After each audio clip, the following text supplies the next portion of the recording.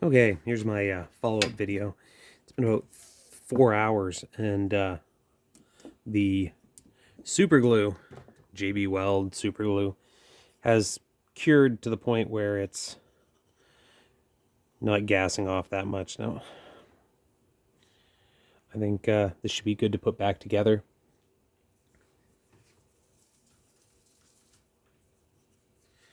So clean off the screen, or the glass plate, to make sure that we get as little fingerprints on there as possible.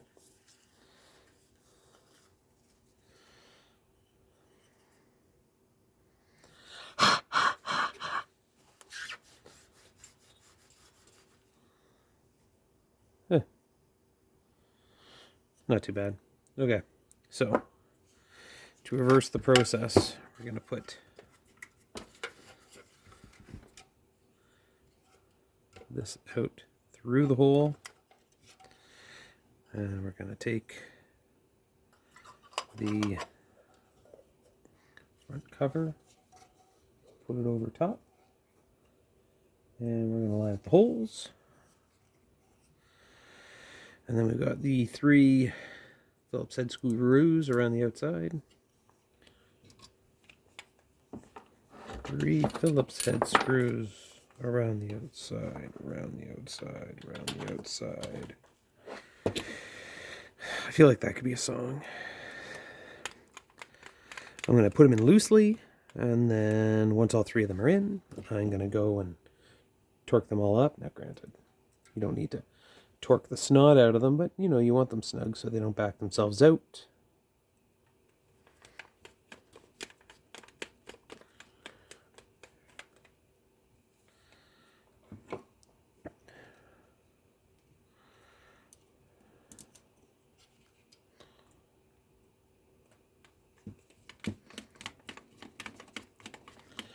This is the last of the 3, so give it a little tighten,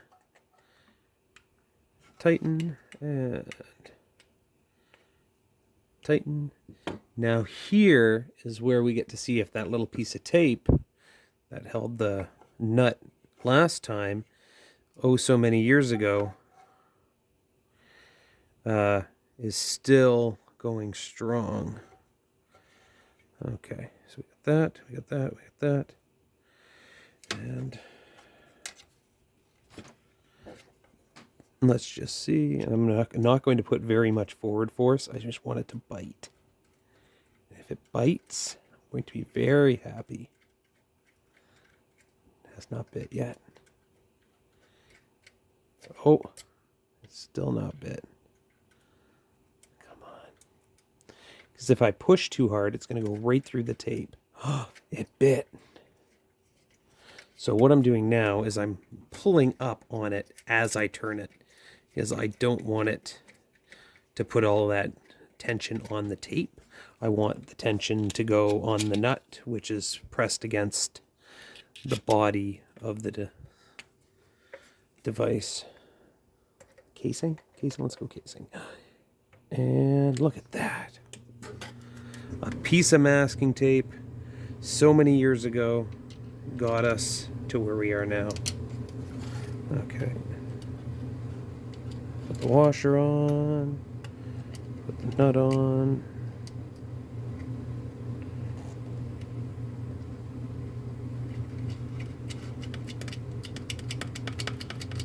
I like to spin it from the inside with my finger, and then when it gets close, then I just tighten it up.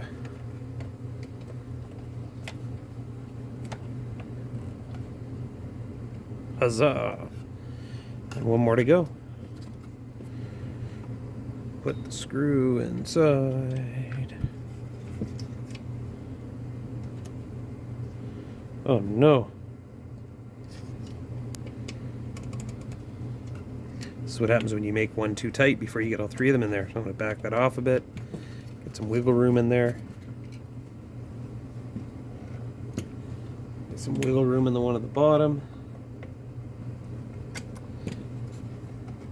Get that hole to line up.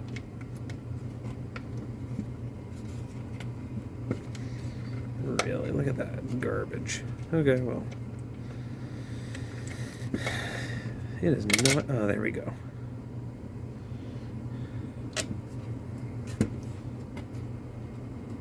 The washer in.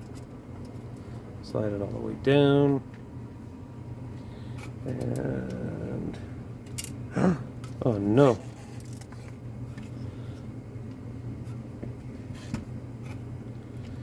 Put the nut on.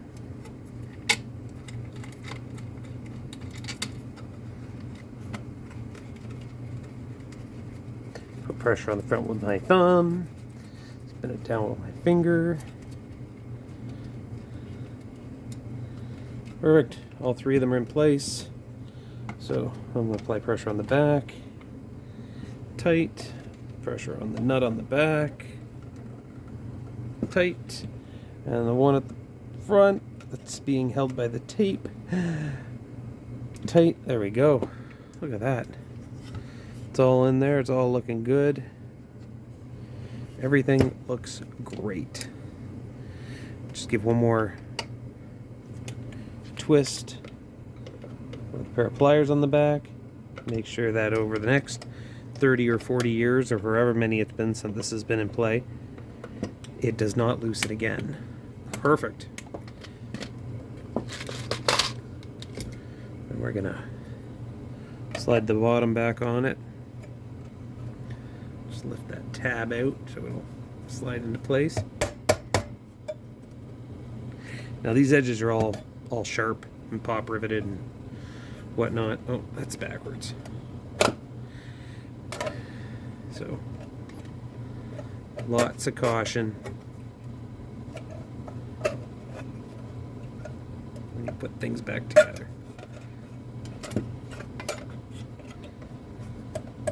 There we go.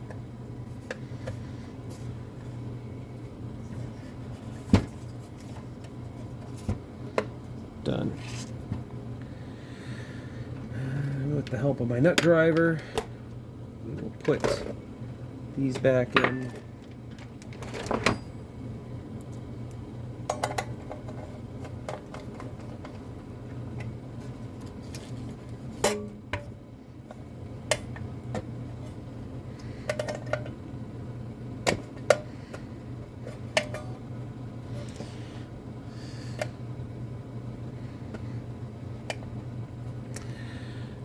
And two.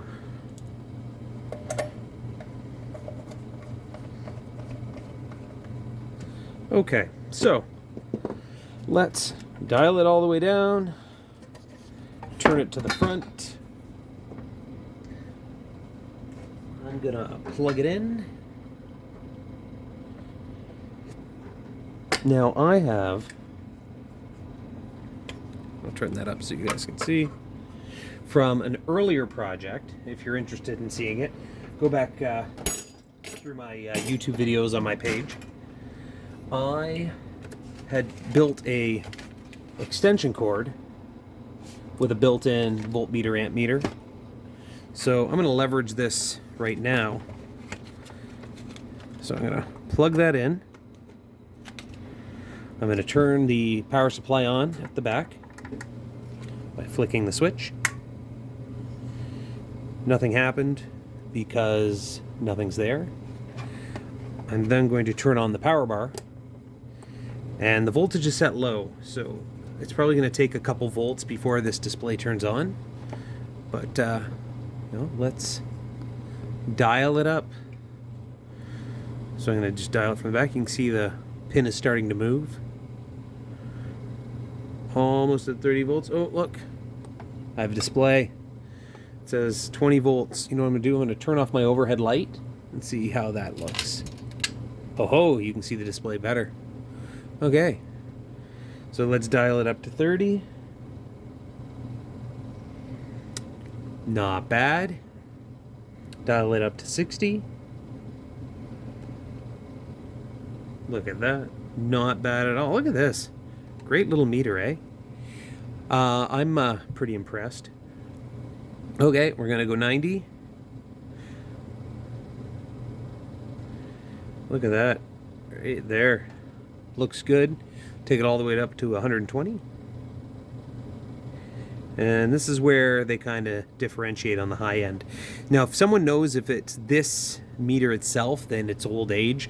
Higher end voltages are not, you know, read right, or there's some drift over time. Because this says 120, this says 114. I'm going to turn the dial up a little bit more, and I'm going to see if I can take this to 120. And then see where it's at. And you can see here that the display says it's almost at 130. I'm going to take it all the way to its upper limit. Right there's top. It says 146 if I read the analog, and this is 139. So at the end, at the high end, there's a 6-volt difference. And if we go all the way down to, say, 30 volts, you know, it's right on the money. And then once we start dialing down, this display gets very dim. Let's find out where the lowest voltage it'll show till. Starting to see it get flickery. And 16, 15, 14, 13. I can see 12. I can't see the display anymore. So this device needs 12 volts. Well, that's fun. Okay. Well, here we go. Thank you very much for following me on this adventure. I really would like your comments about, you know, how you would use this, how this wouldn't be well used, if this piece of technology is no longer relevant. If you have any technical questions, you know, ask it in the chat. I'm starting to get a lot of individuals with great knowledge following me, and I do like seeing some of the knowledgeable responses that come back. If you are in London, Ontario, Canada area, and you have any technical questions, doesn't need to be about voltage, right? I'm an IT guy by trade, so I'd love to connect and help you out. Thank you very much for watching, and have a great evening.